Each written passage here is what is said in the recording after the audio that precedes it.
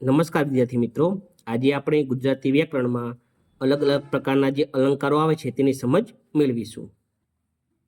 અલંકારની વાત કરું તો અલંકારના મુખ્ય બે પ્રકારો છે, જેમાં અર્થાલંકાર અને શબ્દાલંકારનો સમાવેશ થાય છે.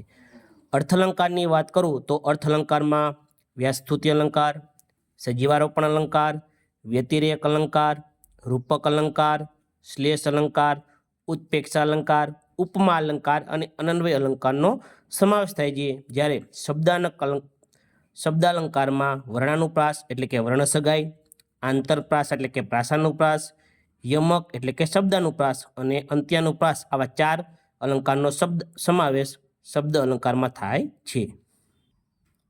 હવે આપણે જોઈએ પ્રથમ તો કે વર્ણાનુપ્રાસ અલંકાર છે તેને બીજા શબ્દોમાં વર્ણ સગાઈ તરીકે ઓળખવામાં આવે છે. એકને એક વર્ણ વારંવાર જ્યારે પુનરાવર્તન થાય છે ત્યારે વર્ણાનુપ્રાસ અલંકાર બને છે. દાખલા તરીકે મીઠા મધુને મીઠા મેહુલારે લોલ, એમાં તમને જે મ વર્ણ છે તે વારંવાર પુનરાવર્તન થાય છે, તો આ આપણો બની ગયો વર્ણાનુપ્રાસ અલંકાર. નંબર 2 છે આંતરપ્રાસ એટલે કે પ્રાસાનુપ્રાસ અલંકાર, જેમાં વચ્ચે શબ્દોનો પ્રાસ થતો હોય. દાખલા તરીકે વિદ્યા ભણ્યો જે તે ઘેર વૈભવ રૂડો. તો આમાં તમે જોઈ શકો છો કે આ પંક્તિમાં વચ્ચે શબ્દોનો પ્રાસ થાય છે, તો આ જે આપણો અલંકાર છે તે આંતરપ્રાસ અલંકાર છે, જેને બીજા શબ્દોમાં પ્રાસાનુપ્રાસ અલંકાર પણ કહીએ છીએ. ત્યાર પછીનો અલંકાર છે અંત્યાનુપ્રાસ અલંકાર, જેમાં વાક્યની અંતે શબ્દનો પ્રાસ થતો હોય. દાખલા તરીકે જેની જશોદા માવલડી તે ચરાવે ગાવલડી. આમાં તમે જોઈ શકો છો કે માવલડી અને ગાવલડી જે શબ્દો છે તે શબ્દોનો પ્રાસ થાય છે અને તે વાક્યની અંતે આવતા હોય છે. તો આ આપણો અલંકાર બની ગયો અંત્યાનુપ્રાસ અલંકાર. ત્યાર પછીનો અલંકાર છે શબ્દાનુપ્રાસ અલંકાર, જેને આપણે યમક તરીકે પણ ઓળખીએ છીએ. શબ્દ એક જ હોય પણ તેનો અર્થ અલગ અલગ થતો હોય ત્યારે શબ્દાનુપ્રાસ અલંકાર થાય છે. દાખલા તરીકે પૂજા ભગવાનની પૂજા કરે છે. તો જે પ્રથમ નામ જે પૂજા છે તે છોકરીનું નામ છે અને બીજા નંબરની જે પૂજા છે એટલે કે પૂજા અથવા પ્રાર્થના કરે છે, તો તમે શબ્દ એક જ છે પણ તેના અલગ અલગ અર્થ થાય છે ત્યારે શબ્દાનુપ્રાસ એટલે કે યમક અલંકાર થાય છે. ત્યાર પછી આગળના અલંકારો જોઈએ. પ્રથમ છે ઉપમા અલંકાર. ઉપમેયની સરખામણી જ્યારે ઉપમાન સાથે કરીએ છીએ ત્યારે ઉપમા અલંકાર બને છે. ઉપમા અલંકારમાં જેવું તેવું, જેમ તેમ, સમૂહ સરખું, સમાન, જેવી તેવી, સમી સરખી આવા શબ્દોનો ઉપયોગ વધારે થતો હોય છે. ઉદાહરણ તરીકે દમયંતીનું મુખ ચંદ્ર જેવું છે. તો અહીં દમયંતીનું જે મુખ છે તેને ચંદ્ર સાથે સરખામણી કરવામાં આવી છે, તો આ આપણો બની ગયો ઉપમા અલંકાર. ત્યાર પછી છે શ્લેષ અલંકાર. શબ્દ એક જ હોય પણ તેના અર્થ બંને જગ્યાએ અલગ અલગ થતા હોય. દાખલા તરીકે રવિને પોતાનો તડકો ન ગમે તો ક્યાં જાય. તો અહીં જે રવિ શબ્દ છે, રવિને આપણે બીજા શબ્દમાં સૂર્ય તરીકે ઓળખીએ છીએ.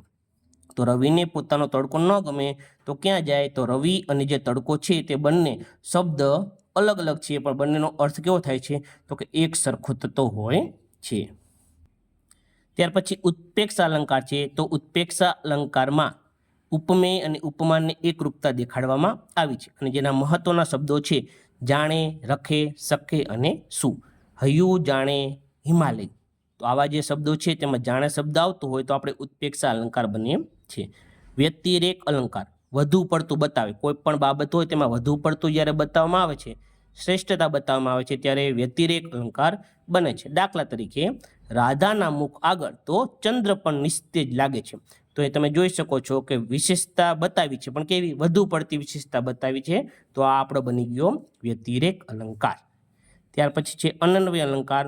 ઉપમેય ઉપમાન જ છે તેવી સરખામણી જ્યારે થાય છે ત્યારે અનન્વય અલંકાર બને છે. દાખલા તરીકે માતે માં, ગાંધીજી એટલે ગાંધીજી, હિમાલય હિમાલય. વ્યાસસ્તુતિ અલંકાર. તો કે નિંદા પણ કરવામાં આવે અને સાથે સાથે પ્રશંસા પણ કરવામાં આવે, તો એક જ વાક્યમાં બંને દર્શાવવામાં આવે ત્યારે વ્યાજસ્તુતિ અલંકાર બને એમ છે. દાખલા તરીકે શું તમારું રૂપ, તમારા રૂપ આગળ તો કોયલ પણ ઝાંખી પડે. તો અહીં તમે જોઈ શકો છો કે શ્રેષ્ઠતા સાથે એટલે કે પ્રશંસા સાથે નિંદા પણ કરવામાં આવી છે.